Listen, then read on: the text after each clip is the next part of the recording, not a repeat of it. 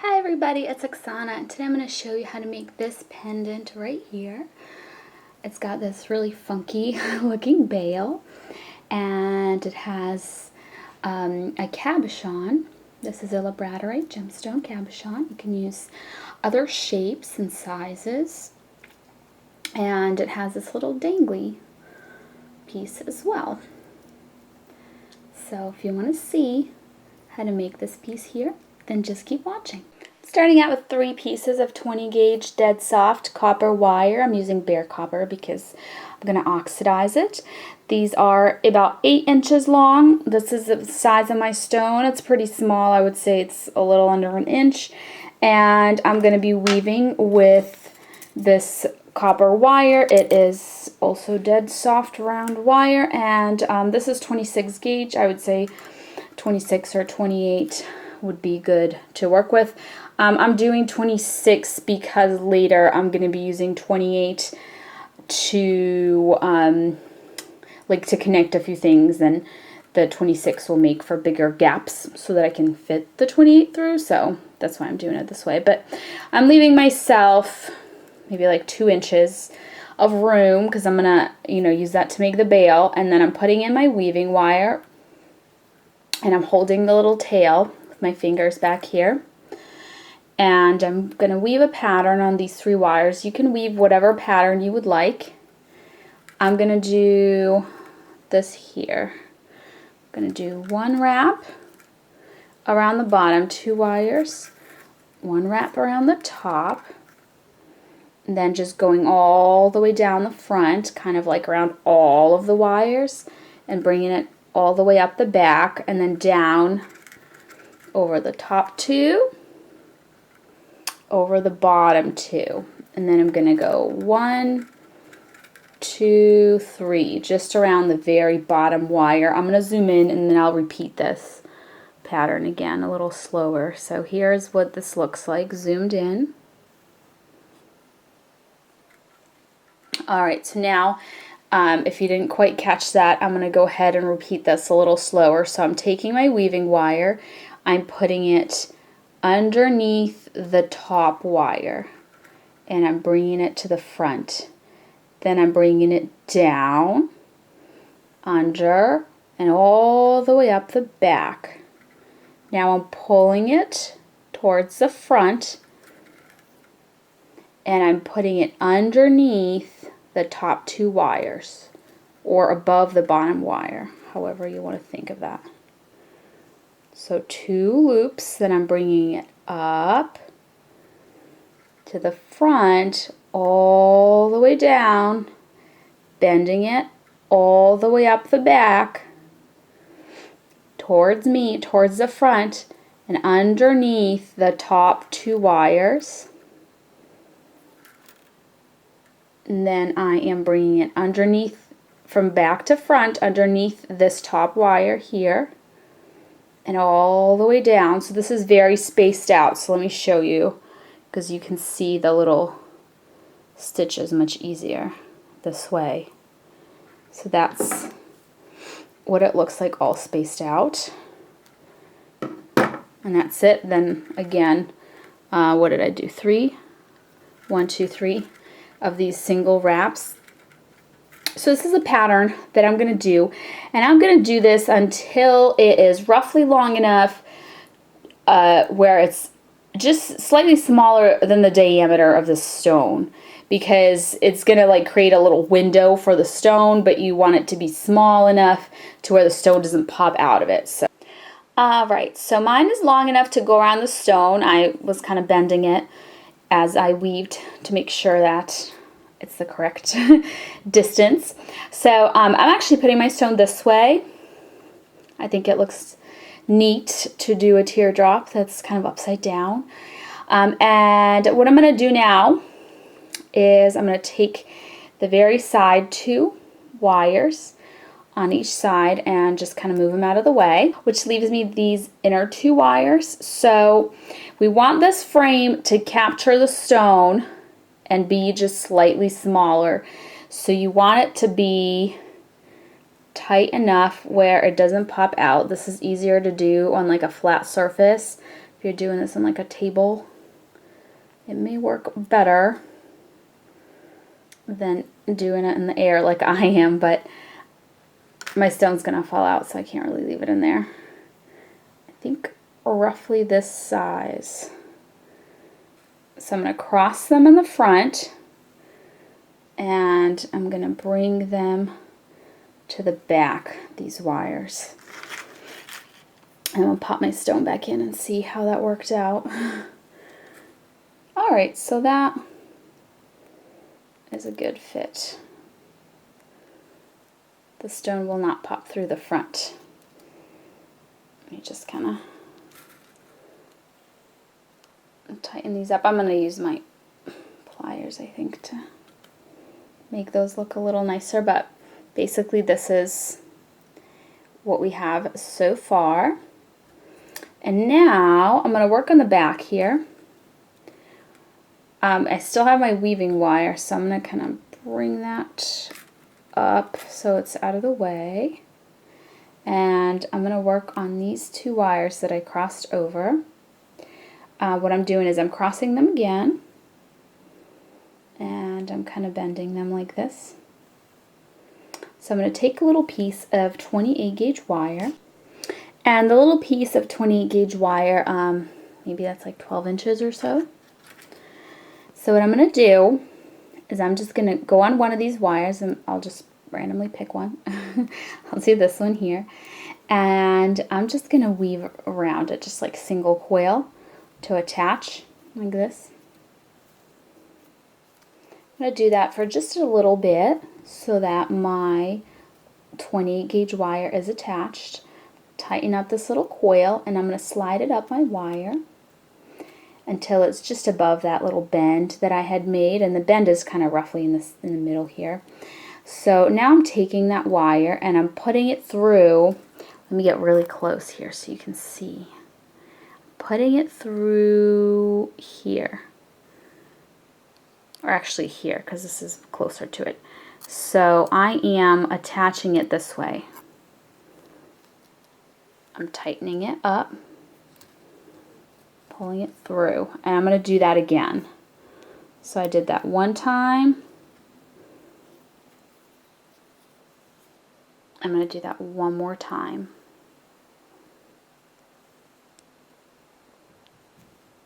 Like this. So I guess another point that this brings up is whatever weave you do, like if you choose to do something different than I did, make sure that it's like if you had bent it so that this side is out here, it'd be pretty hard to get your weaving wire through. There's like no gaps here. You know what I mean? So just keep that in mind. Or maybe there's another way that you want to use to attach, but if you want to do it this way, you need some kind of gap. So now I'm doing single wraps again, just around this wire. Oops, got all tangled up.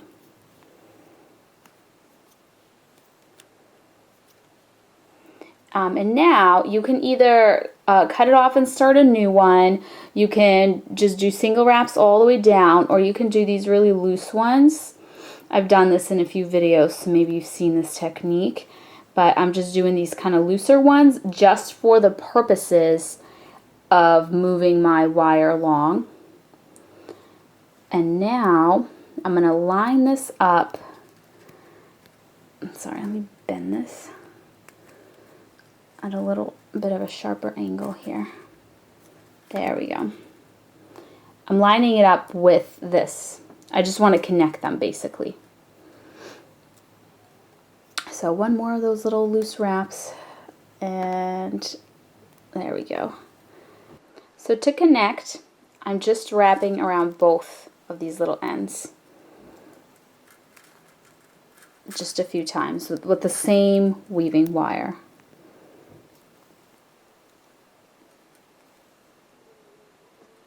Oops.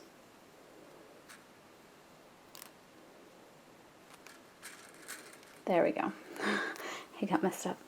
Okay, so see that? So they're connected. I'm going to do that one more time. So 3 little wraps. Okay, now they're connected. I'm taking my wire, I'm bringing it, putting it in this little circle, and then like out above it. Hold on, let me bend it so you can, like this. Because basically I want to start going around this wire now, so I just need to bring my weaving wire over. I think it got, oh, it got all wrapped around this other one. Yeah, all right. Let me get it off. It wrapped itself around this little tail. There we go. Here is what I was going for. Now I brought it over. I'm just going to do just a single little loop around this wire just to make sure that, you know, this wire's going around it nicely, like that. And now I'm going to look for a place to connect it. So maybe here. I'm going to do some wraps to get to that location. And then I will go ahead and connect it the same exact way that I connected the other one. Actually, I'm sorry, before I do that, I'm going to put my stone in. My gosh, I almost forgot to put my stone in. So I'm going to pop my stone in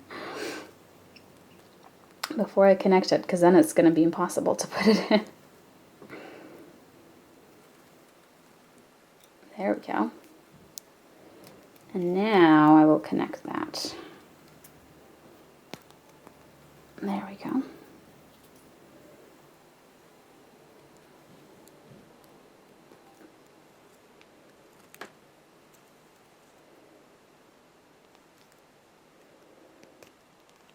All right.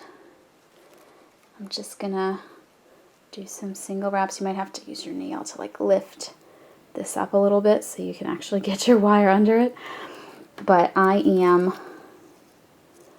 just wrapping around it now on its own, now that I've connected it, to secure my weaving wire. And if your gap is looking big up here, you can connect it again if you want to, a little higher.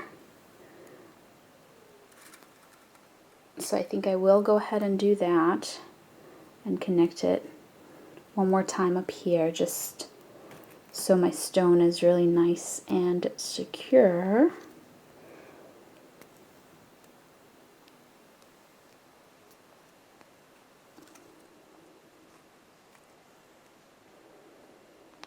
All right, and now I'm going to wrap a few times. Gotta lift it up a little bit.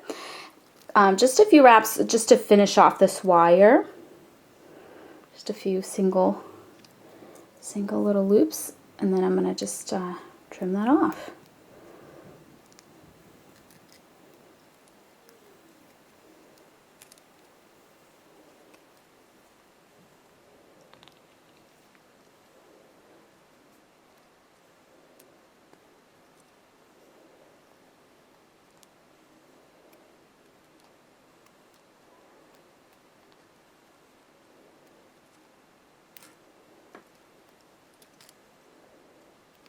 All right, and another thing that I'm going to do is I'm going to trim these. I'm going to trim this tail end as well, and then I'm going to trim these so they are a little bit shorter than they are right now.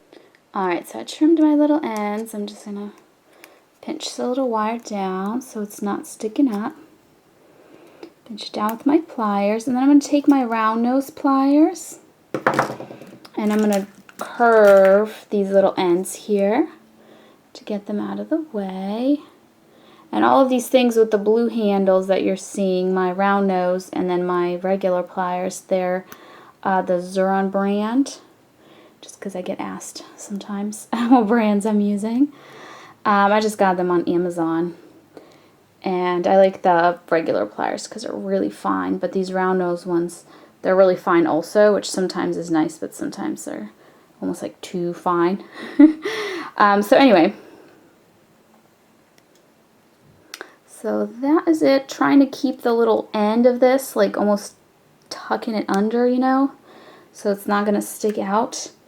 So here's the back, almost looks like a little heart in reverse.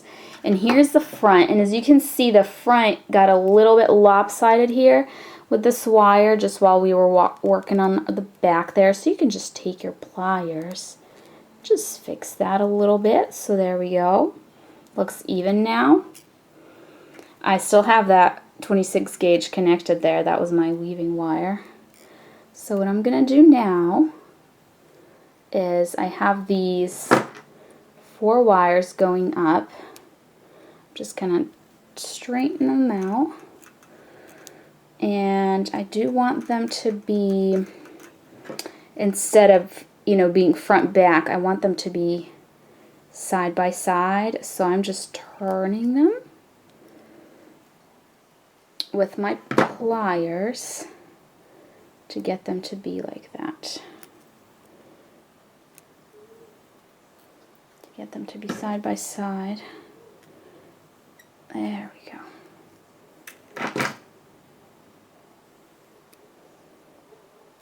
I'm just trying to get these to be really nice and close together.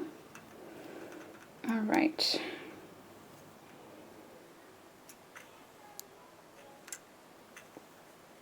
So I think that's good enough, probably. Now I am going to go ahead and weave my bail on these 4 wires. Alright, now to make the bail, I have my weaving wire still connected in there, so I'm bringing it to the front and then I'm bringing it over this top wire here makes one little loop. Then I'm bringing it over both of the wires, going under them and up and in between them from back to front. And I do have a video on this weave if you need to watch it again. And then we are bringing this all the way down towards the front and over this very bottom wire to the back. And now again towards you and up and over the second wire, down and in between them from back to front. It's kind of like a mirror of the other side. And now forward and under, like through this big gap here. We're bringing it up here. And now it's just a repeat. Another way to think of it is one wrap around the top wire, one around both, one around the bottom wire. Now bring it under to the other side, one around the bottom, one around both. Let me tighten those up, they're getting a little spaced out, and one around the top one and bring it through to the other side. So that's another kind of way you can think about it. And you want to tighten it up as you go. Alright, so when you've gone high enough that you're satisfied for the height of your bail, you want to separate these wires up here. That's going to prevent this from sliding up. As we turn it, I have some bail making pliers right here. And they just have all these different little round things on there, but you can use something else too. You can use like a little really skinny rod if you have one, you know, like a tiny little pencil or whatever you want, just to like get a curve, you know, because that's all that is involved with this bail making process. We just want to curve this to make our bail. What you're going to do now is cut your weaving wire, long end of it. This is like, I don't know how long this is, just long. This might be too long, but that's better than, you know, running out. We're just going to weave a little bit with it up here, but I need to be able to like put it through something, so I cut it. So what I'm going to do now is I'm going to take this side, and you're going to do this to both sides. You can use your pliers to try and keep these kind of side by side so they don't crisscross on you. And you're just going to use your fingers or whatever tools you feel like might help you with this. You're going to bend this in this direction. So you're following your bail. So there you go. We followed our bail with these side wires on both sides.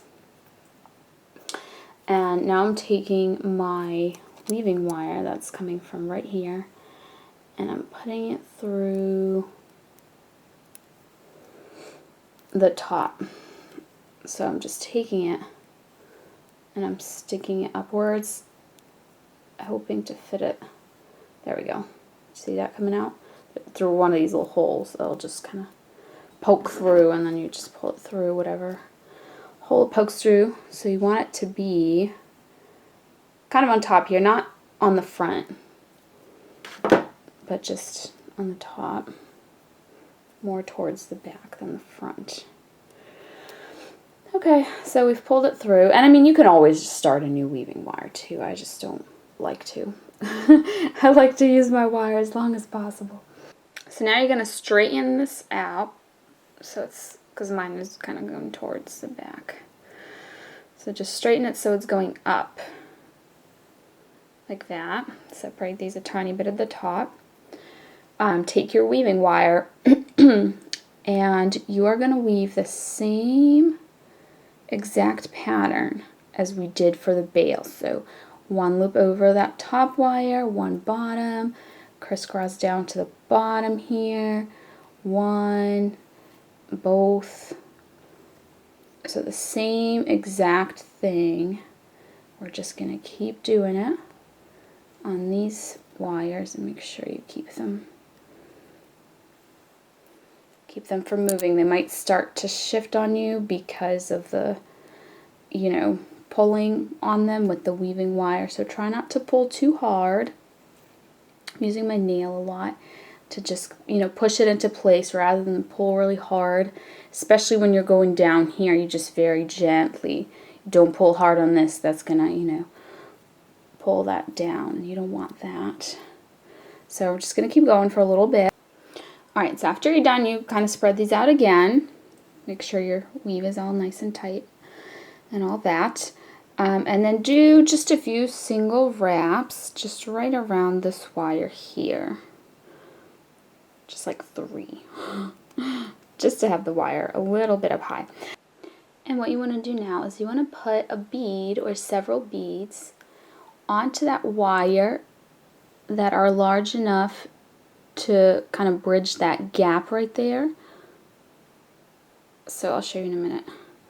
I have 3 beads that will fit. A copper one, a little silvery crystal one, and another copper one. So see what I mean? See how they fit across the gap? That's what you're trying to achieve. And now you are wrapping some single coils around this wire here. It's kind of like the opposite of the other side. Like that.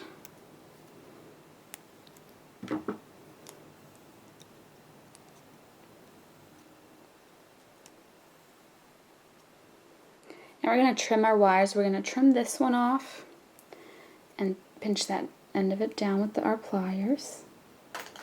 We're going to trim these as well so that they're equal.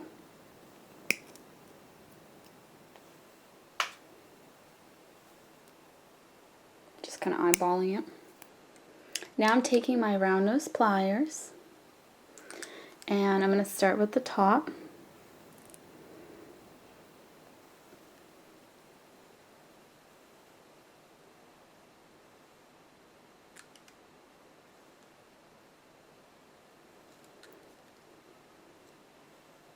Now I am using 20 gauge base wire, which is not, you know, super thick.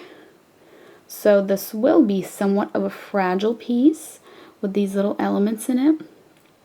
However, I am going to hammer them for strength, which you can do as well.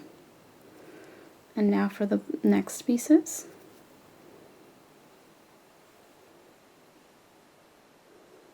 And these are just regular round nose pliers. The brand on them, it says Beat Along. They're from either Michaels or AC Moore, I don't really know which one I got them at.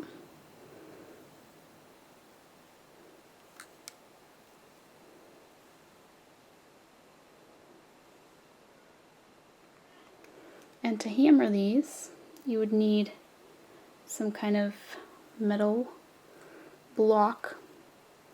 I got mine at Michaels,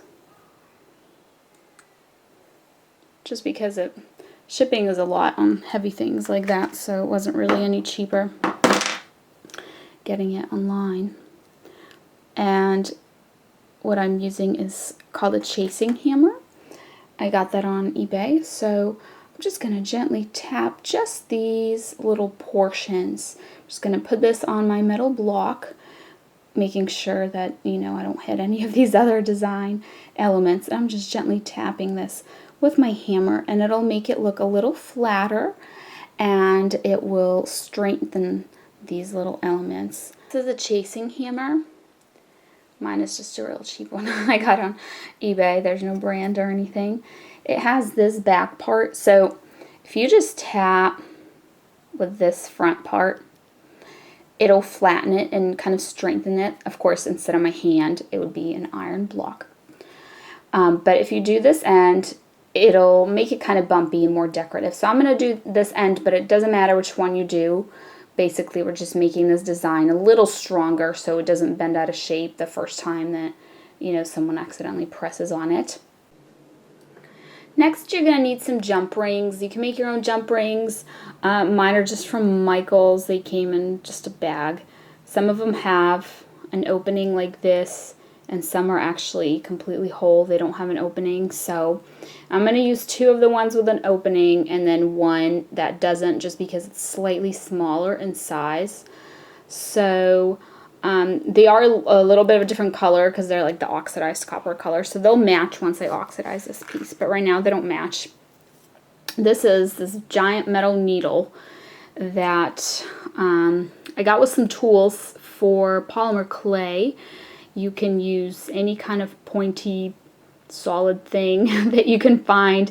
Maybe even just a toothpick. Even just a wooden toothpick might work. So what we're doing here is we're going to the front of our piece. Alright, and we're putting it, so this is kind of the center, the central little thing here. We're putting our pick on the side of that. And you kind of wiggle it. You wiggle it, and then you kind of pay attention where it is because it might be hitting the stone, you know, so you don't want to move it so it doesn't scratch up your stone. There we go. It's just going to come out the other side.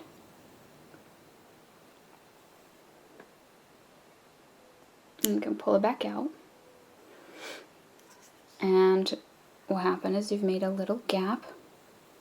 Now I'm going to do the same thing right next to it on the other side, so just right here.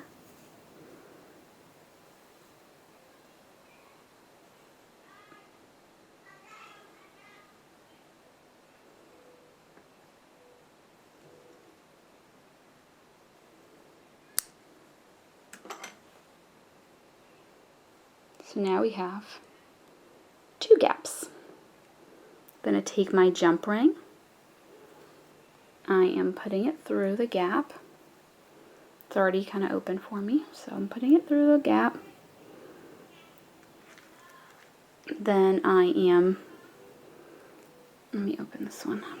Got my other jump ring, putting it through the other gap. And then the third one, you could just use a normal jump ring. Mine just doesn't have an opening, so I have to put it over both of them before I close it up. Here, I'll show you up close.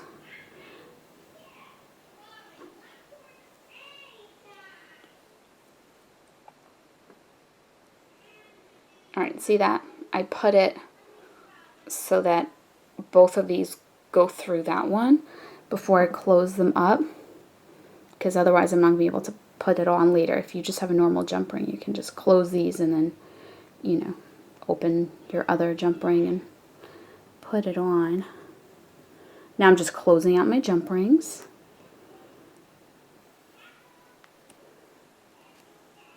So I guess this is a bit of a chainmail element, if you want to call it that.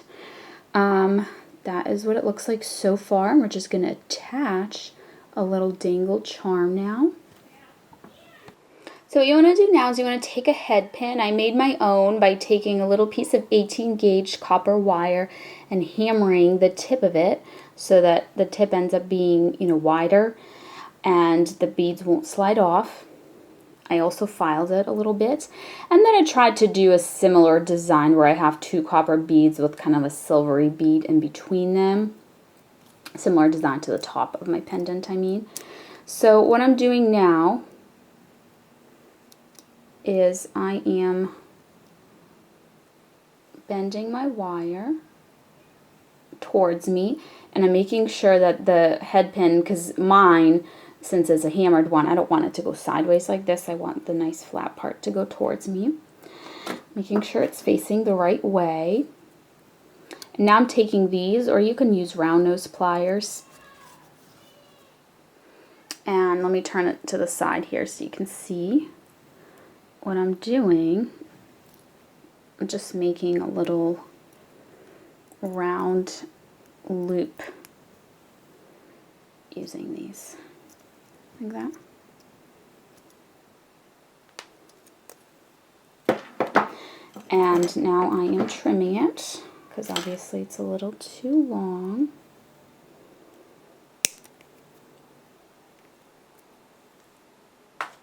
And now I am putting it onto this little ring here.